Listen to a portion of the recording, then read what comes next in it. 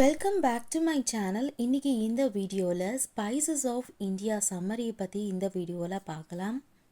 இந்த ஸ்டோரியில் ஆத்தர் நம்மளுக்கு என்ன சொல்கிறாரு அப்படின்னா, ஸ்பைசஸ்னால் என்னென்னு, அது ஏன் நாளுக்கு நாள் நம்ம வாழ்க்கையில் ஒரு அங்கம் வகிக்குது அப்படிங்கிறதையும் சொல்கிறாரு. அந்த ஸ்பைசஸ் மூலிமா இந்த ஃபுட்டை நம்ம எப்படி ரொம்ப டேஸ்டியாக டெலிஷியஸாக நம்ம மேக் பண்ணுறோம். ஃபுட்டை நம்ம மேக் பண்ணுறது மட்டும் இல்லாமல் அதை சாப்பிட்ற மாதிரி தூண்டுற எண்ணங்களை நம்ம இந்த ஃபுட்டில் எந்த அளவுக்கு அந்த ஸ்பைஸை ஆட் பண்ணி நம்மளுக்கு அதை கொடுக்குறோம் அப்படிங்கிறதையே இந்த ஸ்டோரியில் நம்மளுக்கு சொல்கிறாங்க. ஃபுட்டை பொறுத்த வரைக்கும் ஒரு மெயினான இன்க்ரீடியண்ட் என்ன அப்படின்னா ஸ்பைசஸ் இல்லாமல் எந்த ஒரு ஃபுட்டுமே இருக்காது அப்படிங்கிறதையே சொல்கிறாங்க. ஈவன் ஃபுட்டோட இந்த சோலே ஸ்பைசஸ் அப்படின்னு சொல்கிறாங்க. இந்த ஸ்பைசஸ் அந்த என்ன பண்ணும் அப்படின்னா அந்த ஃபுட்டோட அந்த ஃப்ளேவரை ஆட் பண்ணுறதையும் அந்த நியூட்ரிஷனை பேலன்ஸ் பண்ணுறதையும் இந்த ஸ்பைசஸோட ஒரு ரோல். ஃபுட்டில் ஸ்பைசஸ் ஆட் பண்ணுறது மூலிமா அந்த ஃபுட் கலரே மாறி இருக்கும். ஒரு கலர் ஆட் பண்ணுற ஒரு மெயின் இன்க்ரீடியண்ட்டாக ஸ்பைசஸ் இருக்குது. அது மட்டும் இல்லாமல் அந்த டிஷ்ஷை ஒன்றி நல்லா ஒரு டெக்ஸ்சராக ஸ்மூத்தியாக நம்ம சாப்பிட்ற தூண்டுற மாதிரி ஒரு எண்ணங்களை கொடுக்கறது எல்லாமே அந்த ஸ்பைசஸ் தான்.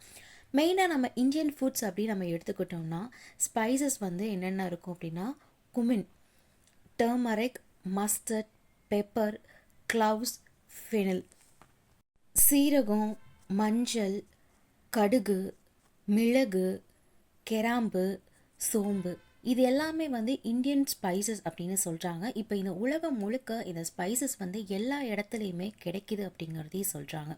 எல்லா இடத்துலையும் கிடைச்சாலும் இப்போ வரைக்கும் இந்த ஸ்பைசஸ் இந்த உலகம் முழுக்க ரொம்பவும் ஒரு முக்கியமான ஒரு பொருளாக இருக்குது சமைக்கிறதுக்கு.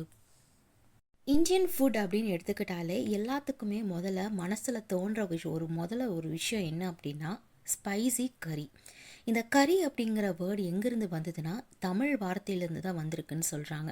கறி அப்படின்னா சாஸ் அப்படின்னு அர்த்தம். சாஸ் எப்படி மேக் பண்ணுவாங்க அப்படின்னா நிறைய ஒரு ஸ்பைசஸ் கொஞ்சம் டிஃப்ரெண்ட்டான ஒரு ஸ்பைசஸ், கார்டமன்ஸ், ஹர்ப் இதெல்லாம் யூஸ் பண்ணி ஒரு சாஸ் அப்படின்னு ஒரு குக்கிங்க்கு ப்ரிப்பேர் பண்ணுவாங்க. அந்த சாஸ் அவங்க எப்படி ப்ரிப்பேர் பண்ணுவாங்கன்னா சில பேருக்கு காரம் கொஞ்சம் கம்மியாக இருக்கணும், சில பேருக்கு காரம் கொஞ்சம் அதிகமாக இருக்கணும்.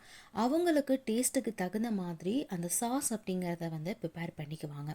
ஸோ அதில் நிறைய கார்டமன்ஸ் யூஸ் பண்ணியிருப்பாங்க ஒரு ஸ்ட்ராங்கான ஒரு டேஸ்ட்டு கொடுக்கறதுக்காக. சாஸ் அப்படிங்கிறதுல இந்த காரம் கூட்டல் குறைவு இது மட்டும் இல்லாமல் அதில் நிறைய டிஃப்ரெண்ட் ஃப்ளேவர்ஸ் இருக்குது அப்படின்னு சொல்கிறாங்க.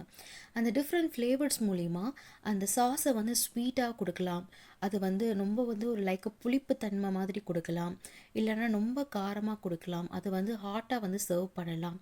ஈவன் இந்த சாஸ் கூட சில ரைஸ் நம்ம கொடுத்து நம்ம சாப்பிட்டோம் அப்படின்னா ஒன்றி அந்த ஃபுட் பார்க்குறதுக்கு ரொம்ப டெலிஷியஸாக இருக்கும் அப்படின்னு சொல்கிறாங்க. இந்த மாதிரி ஸ்பைசஸ்லாம் எப்படி கண்டுபிடிச்சாங்க அப்படின்னா முன்னாடி நம்ம ஹிஸ்ட்ரியை நம்ம எடுத்து பார்த்தாலே இந்த கடல் சார்ந்த இந்த வணிகம் செஞ்சவங்க, இந்த கடலில் பயணம் மேற்கொண்டவங்கலாம் என்ன பண்ணுவாங்கன்னா ஒவ்வொரு இடத்துக்கு புதுசு புதுசாக போய் அங்கே விளையிற ஸ்பைஸ் பொருள்லாம் ஏற்றுமதி பண்ணியிருப்பாங்க.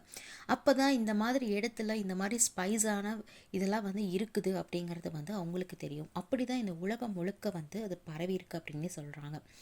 ஹிஸ்ட்ரியை பொறுத்த வழக்கு கொலம்பஸ் அமெரிக்காவை கண்டுபிடிச்சாங்க. அமெரிக்காவில் கண்டுபிடிச்சக்கப்புறம் தான் அங்கே சில்லி விளையுது அப்படிங்கிறது அவங்களுக்கு தெரிய வந்தது. அதுக்கப்புறம் வாஸ்கோட காமா இந்தியாவை கண்டுபிடிச்சாங்க. அப்போ தான் இந்தியாவில் குறுமிளகு பெப்பர் விளையிறது அப்படிங்கிறது அவங்களுக்கு தெரிய வந்தது. இந்தியாவில் பெப்பர் எங்கே விளையுது அப்படின்னா கேரளா கோஸ்டல் ரீஜனில் தான் அந்த பெப்பர் அந்த இடத்துல மக்கள் அறுவடை பண்ணுறாங்க. அதுக்கு முன்னாடியே நம்ம நாட்டில் விளையக்கூடிய இந்த ஸ்பைசஸ்லாம் ரொம்பவும் முக்கியமான ஒரு பொருட்களாக இருக்குது. அது ஏற்றுமதிக்கு ரொம்ப சிறந்தவும் விளங்கியிருக்கு. அந்த காலத்திலேயே நம்மளுடைய நாட்டில் இருக்கிற அந்த ஸ்பைசஸ் ஏற்றுமதியும் பண்ணியிருக்காங்க. எங்கெங்கெல்லாம் எக்ஸ்போர்ட் பண்ணியிருக்காங்க அப்படின்னா மெசபோட்டோமியா, சைனா, சும்மரியா, ஈஜிப்ட் அண்ட் அரேபியா இந்த இடத்துக்கெல்லாமே நம்ம ஸ்பைசஸ் எல்லாத்தையுமே ஏற்றுமதி பண்ணியிருக்காங்க. அது மட்டும் இல்லாமல் நம்ம நாட்டில் தயாரிக்க பொருளை பர்ஃப்யூம், அப்புறம் டெக்ஸ்டைல் கிளாத்ஸ் இது எல்லாத்தையுமே ஏற்றுமதி பண்ணியிருக்காங்க. இது இப்போ நடக்கிறது கிடையாது. இது 7000 வருஷத்துக்கு முன்னாடியிலிருந்து அவங்க இதை ட்ரேட் பண்ணிகிட்டு இருக்காங்க. க்ரீக் அண்ட் ரோமன் சிவிலைசேஷனுக்கு முன்னாடி அப்படின்னு சொல்லியிருக்காங்க. இப்போ இந்த ஸ்பைசஸ் வந்து இந்த உலகத்தில் இருக்கிற எல்லா இடத்துலையுமே வந்து கிடைக்குது. ஒரு இடத்துல தான் கிடைக்குது அப்படின்னு இல்லை, இப்போ எல்லா இடத்துலையுமே வந்து கிடைக்குது. அந்த காலத்தில் இந்தியாவில் மட்டும்தான் இந்த ஸ்பைசஸ் வந்து அதிகமாக வந்து விளைஞ்சிட்டு இருக்கு அப்படின்னு சொல்லிட்டு இருந்தாங்க. ஆனால் இப்போ வந்து எல்லா இடத்துலையுமே வந்து கிடைக்குது அப்படிங்கிறதையே சொல்கிறாங்க. நெக்ஸ்ட் இந்த மிடிவல் பீரியட், இந்த மிடிவல் ஏஜ் இந்த டைமில் என்ன இருக்கும் அப்படின்னா ஜிஞ்சரோட விலை இந்த ஷீப்போட விலை மாதிரி இருக்கும் அப்படின்னு சொல்கிறாங்க. அந்த அளவுக்கு ஜிஞ்சரோட விலை வந்து காஸ்ட்லி அப்படின்னு சொல்கிறாங்க. அப்போ இந்தியாவில் விளையக்கூடிய அந்த ஸ்பைசஸோட அந்த ரேட் வந்து எல்லாமே வந்து ரொம்பவும் அதிகமாக இருந்தது. ஏன்னா அப்போ வந்து ஸ்பைசஸ் அப்படிங்கிறது இந்தியாவில் மட்டும்தான் இருந்தது.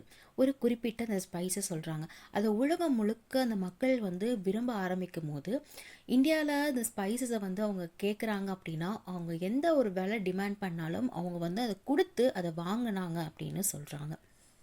நெக்ஸ்ட் இந்தியன் ஸ்பைசஸ் அப்படிங்கும் போது cardamom, cloves, ginger, mace and nutmeg, இது எல்லாமே வந்து அதுக்கப்புறம் அந்த ஸ்பைசஸ் இந்தியாவில் இருந்தக்கப்புறம் உலகம் முழுக்க இப்போ எல்லா இடத்துலையுமே வந்து கிடைக்கிது. ஈவன் ஒரு பொட்டி கடையில் கூட வந்து கிடைக்கிது அப்படின்னு சொல்கிறாங்க.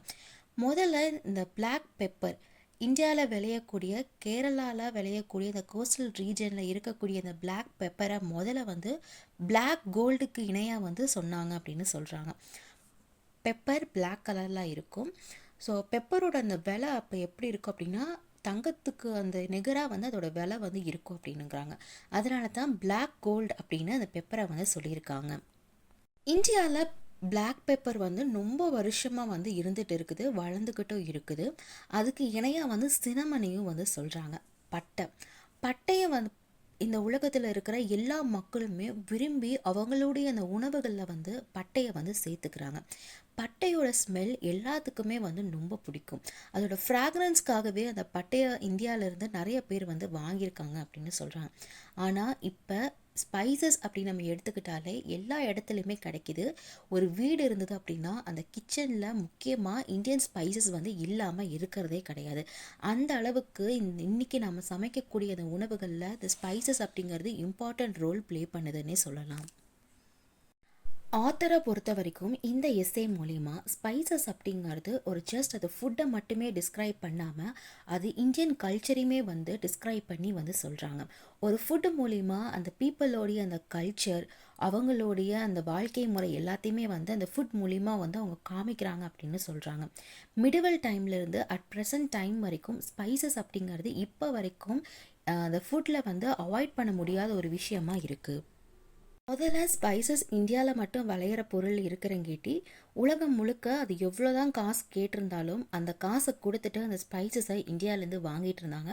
ஆனால் இப்போ ஸ்பைசஸ் இந்த உலகம் முழுக்க எல்லா இடத்துலையுமே கிடைக்கிறங்கேட்டி ஸ்பைசஸோட அந்த க்ளாரி, அதோட மகிமை வந்து கம்மியாக இருக்குன்னு சொல்கிறாங்க, அதோட வேல்யூ கம்மியாக ஆயிடுச்சுன்னு சொல்கிறாங்க. கேரளா கோஸ்டல் ரீஜனில் விளையக்கூடிய அந்த பிளாக் பெப்பரை பிளாக் கோல்டு அப்படின்னு அந்த காலத்தில் இருந்தே சொல்லிகிட்ருக்காங்க. அந்த காலத்துலேருந்து இப்போ வரைக்குமே அங்கே இருக்கிற ஃபார்மர்ஸ் வந்து அதுக்கான தேவைகளை எல்லாத்தையுமே வந்து பண்ணிகிட்டே தான் இருக்காங்க. அப்போவே வந்து நார்த் அண்ட் வெஸ்ட் ஏஷியாவில வந்து ட்ரேட் பண்ணியிருக்காங்க.